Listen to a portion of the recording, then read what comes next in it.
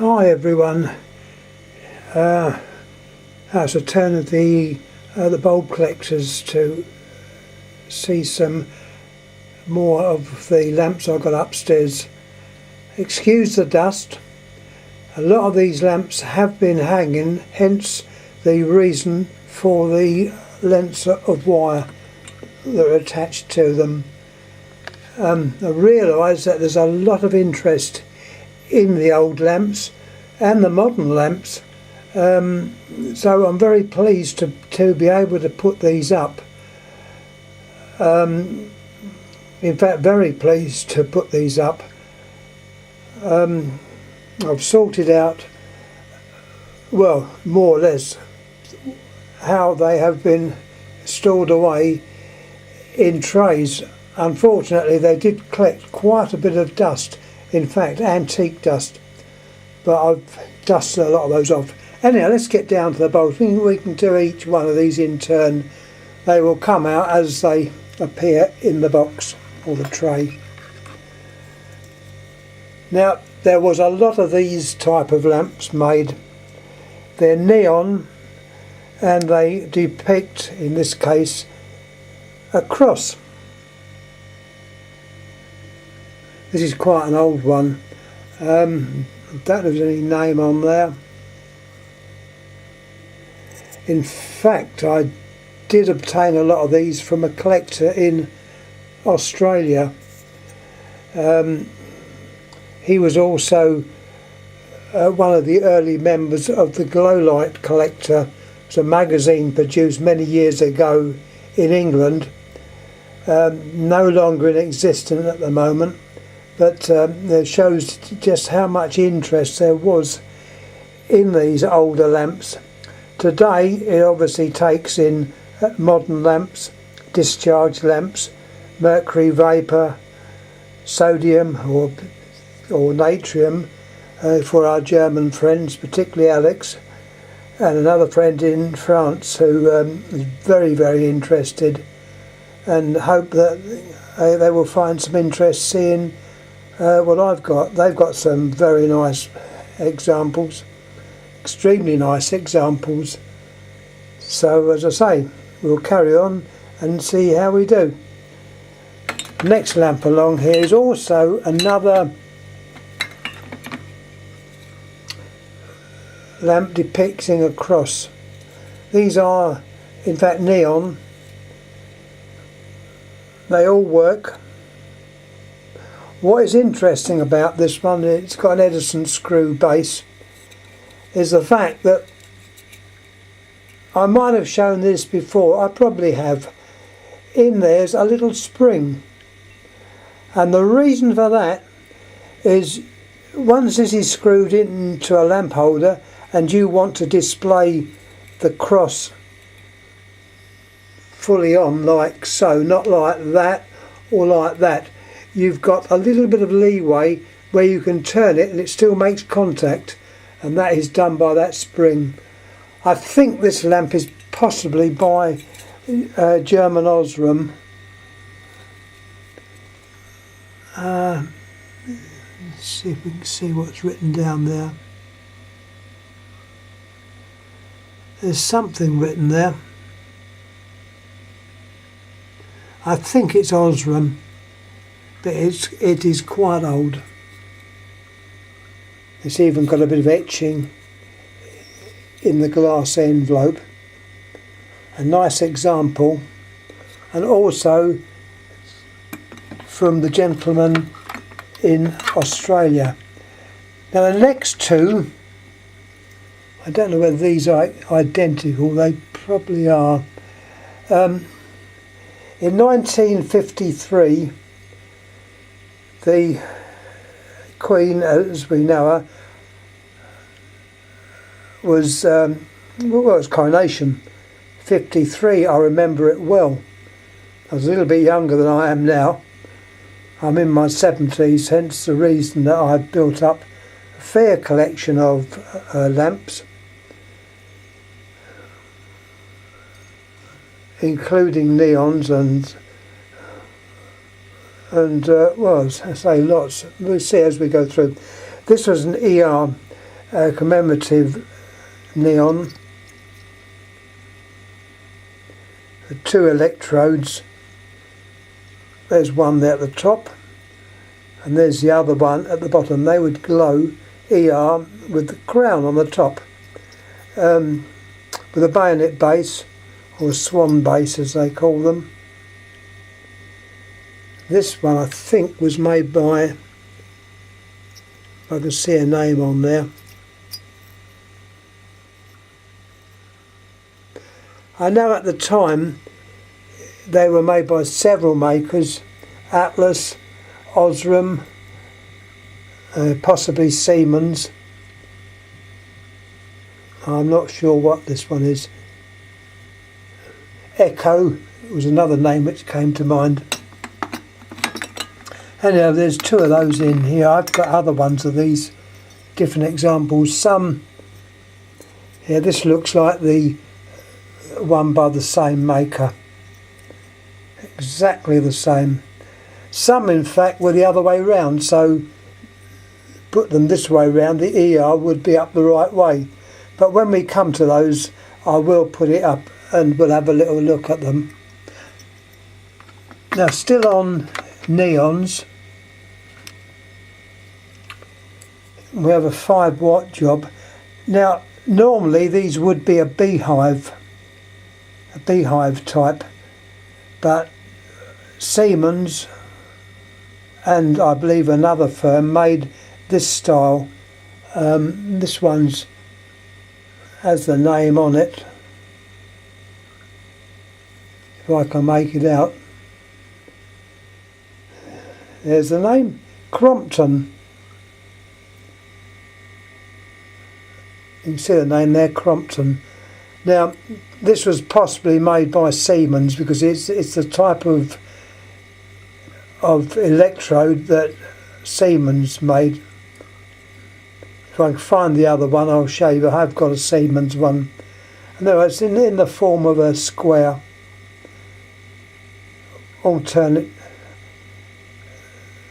parts of the square. Obviously, the two electrodes. There's one showing down there, and there's the other one.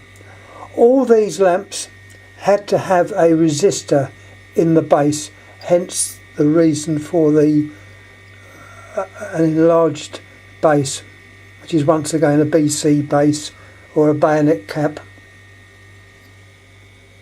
If there's any questions or queries on this, please leave a note and I'll try and get back to you, either as a video, me talking, which is easy for me because I hate typing, and I'll try and get back to you. Now, this little bulb I've had for many years. I know nothing about it. There's something written on there.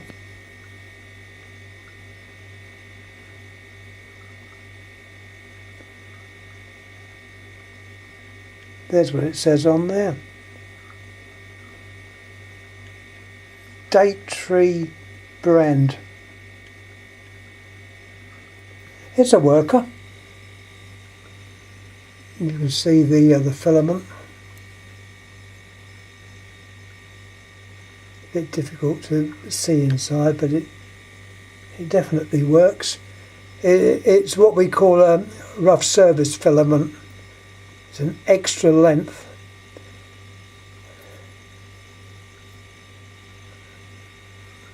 Well, if I was to keep it still, it might focus. Hopefully I've focused on it. I should have perhaps used the other video camera, but this is one of the suffice. Anyhow, talking about this little bulb, BC cap again, and it was in a little table lamp that I picked up many years ago from my favourite boot sale, which used to be held at Wimbledon. Unfortunately, it is no more, but it works. It's a nice little green. Anyhow, carrying on, see, this one's a Mazda BT8, that's British Thompson Houston. Single coil, and you can see the filament in there, intact.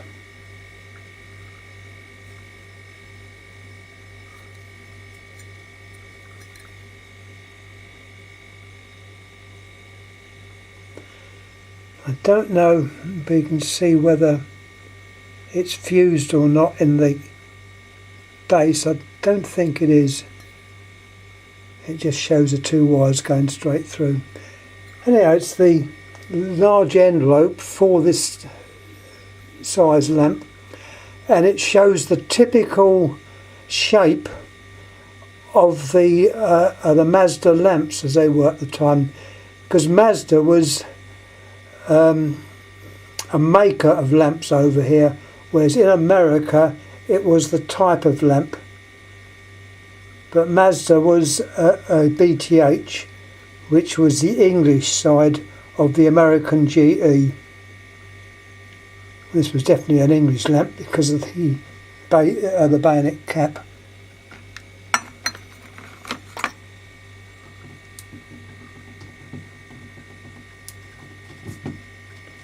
We've got, carrying on,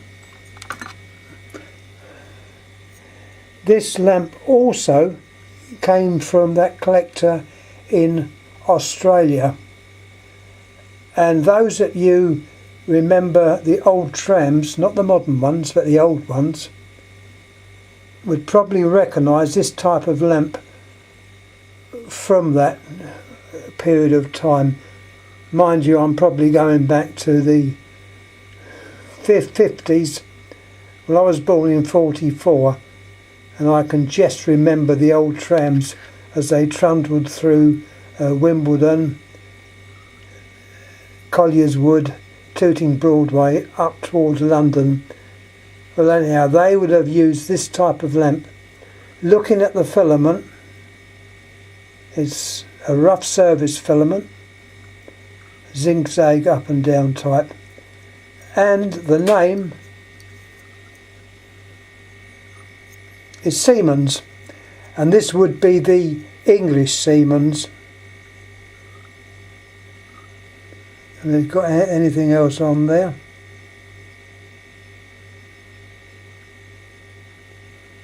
The name's etched in the glass. Series. It looks like it says series burning. 100 volt, 30 watt.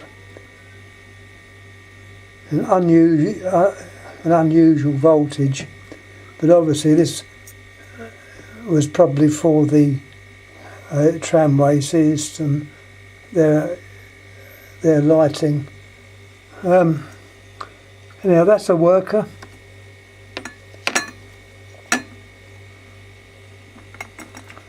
Up next, we've got a very old lamp. Look at that base. That gives the age away.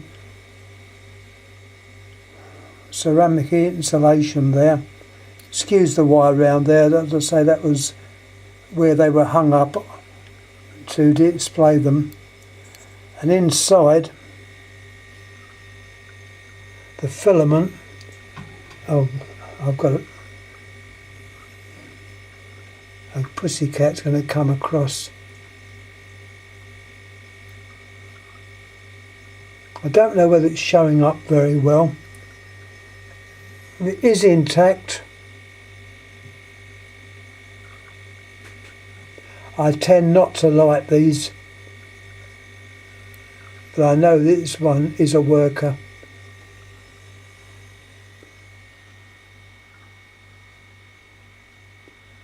I'll use that other video camera.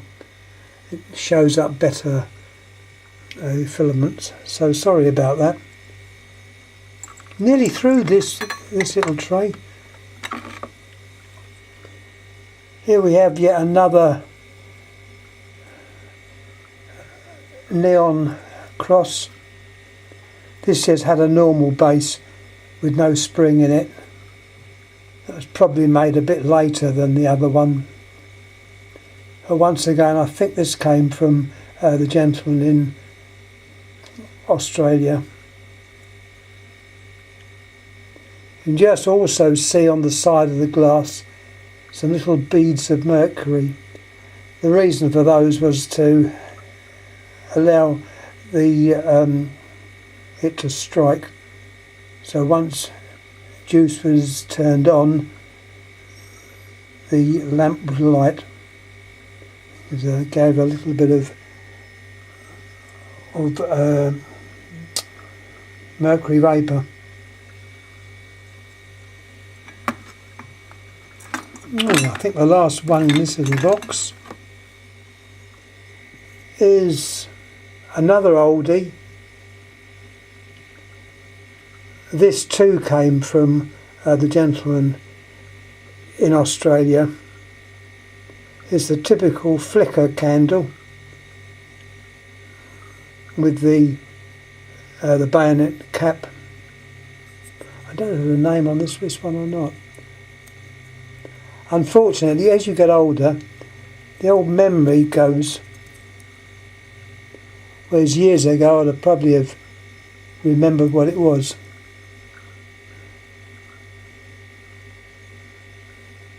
It's 240 volts. I don't think there's any name on it. Anyhow, that's all for this time. I have got loads that I can actually show you. But if I was to put them all up now, you'd all be asleep. So suffice for these few. Most of my collection are of the older lamps. The newer discharge lamps I haven't got many of. I've got some, but not too many. I'm mainly interested in the older ones. And as I say, I'm hoping Alex and the gentleman from France will like what they see, and there'll be other ones as well that I can put up. So once again, thanks for looking. Any comments please make. And those cactus friends, don't worry too much. I will be getting back to you as well. I might even put a few telephones up. I just find that I'm sort of wearing several hats. Anyhow, thanks again for watching, and I'll get this put on YouTube and see how we do. Thanks again. Thank you.